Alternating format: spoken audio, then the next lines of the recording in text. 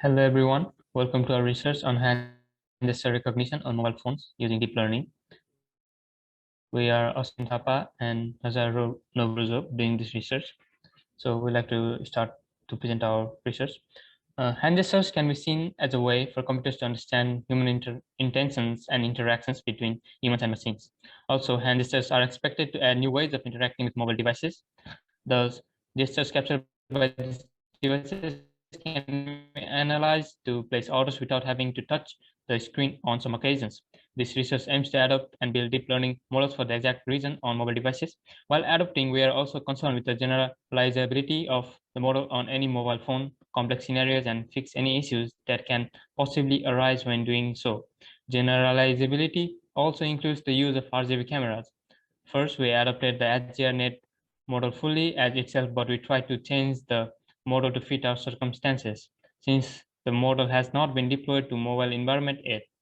In addition, we compared our model with the state-of-the-art method, MobileNet, and got very competitive results. Both training and comparison were held in with OU hand dataset. However, the model has some drawbacks and difficulties, so we are looking forward to fixing them in the near future. We have seen hand gestures using specific type of gloves and other wearable accessories to use either static or dynamic gestures. And vision-based approach is preferred in the present context as it provides a remote-free, contact-free, and affordable recognition system. The concept of deep learning has been spreading throughout countries in computer vision, object classification, and object detection, etc. The success of deep learning is being a motivation for researchers to work on this field. Many researchers have been working on hand gesture recognition using deep learning algorithms to develop a better and natural interaction between human and devices such as mobile phones and computers. As a medium, RGB cameras are being used for implementing deep learning, considering its performance, and it suits best for the condition we have. But compensation between accuracy, computational power, and RGB cameras leads to highly challenging tasks and variability. The complexity of the image background, shadows, and illumination variations become problem to overcome. In this work, we are proposing to solve such difficulties, like as Aishan mentioned, and we want to have an efficient and real-time working hand gesture recognition model. In 2019, researchers did on the hand gesture recognition, and their research was about HDRNet, a fusion network for hand gesture recognition and segmentation. And now we want to adopt this method of recognition, and even by doing so, we want to implement it into mobile environment. Because first, the mobile model hasn't been implemented on mobile environment yet, and secondly, the model overcomes and solves any challenges and issues such as complex background and lighting variations, and most importantly, I think, computational burden by using fewer parameters. At first, it seems questionable and impossible, but authors claim the very method acquired enough accuracy to compete with the state art of the methods. Now in the figure 1, we have shown our method. And it is two-stage type based architecture. And as you can see from the overview, in the first stage, we did semantic segmentation of the hand. And in the second stage, we did hand gesture classification. If you look closer to the first stage, we used skin color segmentation, which uses HSV values for skin color. I think for reason for that, it uses less parameters and therefore uses less computational power and memory. And secondly, in the second stage, it uses 2 streams of CNNs. In the first stream, it took input as the output of the first stage, which is segmentation map. Segmentation image, but in the second stream it used the appearance stream, which means raw RGB image. Passing by through layers of CNN, in the end they are concatenated by fusion function, and passing again through some layers, it's classified by softmax classifier as hand gesture.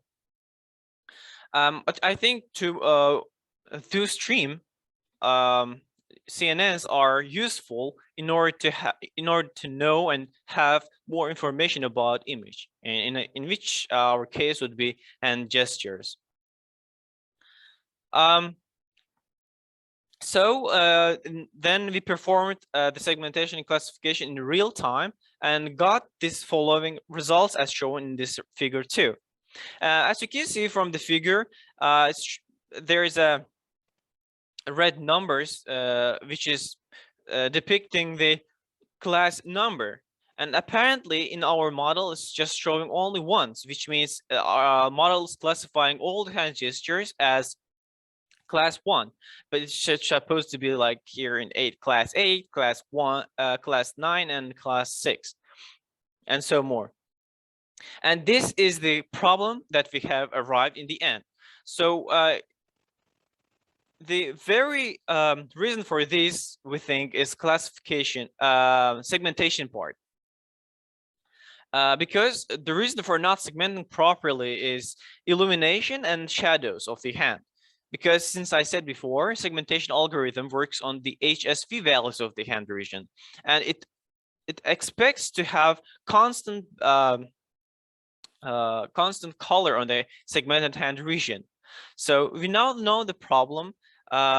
Since the segmentation stage is not clear and sharp, we need to find out other algorithms, or we need to go do a further modification on our own algorithm, or adopt and fine-tune the already existing deep learning algorithms that can clearly segment the hand regions. Therefore, we are looking forward for the next research activities. To give qualitative comparison between our own adopted method and state-of-the-art method, MobileNet, we can look at the figure 3 here. The MobileNet uses this much amount of size, and its accuracy, as we got, is here. And in the second row of the table, given our model size and our own accuracy, and both methods are trained using OU hands dataset. In this figure, we can notice that our model uses has few memory size, which means using less parameters. So it is useful for implementing to mobile environment easily, and our model would be more cheaper. If we keep the same accuracy and keep the same model size, that will be successful research. So as a conclusion, I want to say that we adopted HDRNet deep learning model to implement on mobile environments. First, we did HDRNet itself, but we tried to change to fit our circumstances. So we created our own model. We used the HSV value-based segmentation algorithm for the skin color segmentation, and used deep learning, specifically CNNs, for the classification. I think the advantage of using not deep learning but skin color based segmentation for the segmentation part of our algorithm is that it uses less parameters, so thereby uses less computational power and memory, which is good for implementing the mobile environment. But however, the model does not work on complex image and background variations on illumination anymore, except simple images. During classification time, we got good accuracy, as we shown in the table above, like 96, but in real time, we couldn't get good accuracy, which is get classification only on class 1. So we know the problem now, since our segmentation algorithm is not working properly. We need a sharp image of segmentation. So in order to do that, we're gonna do further modification on segmentation algorithm of our own, or we're gonna adopt other deep learning or other segmentation algorithms. And we are looking forward to do that in the next research activities. Thank you very much.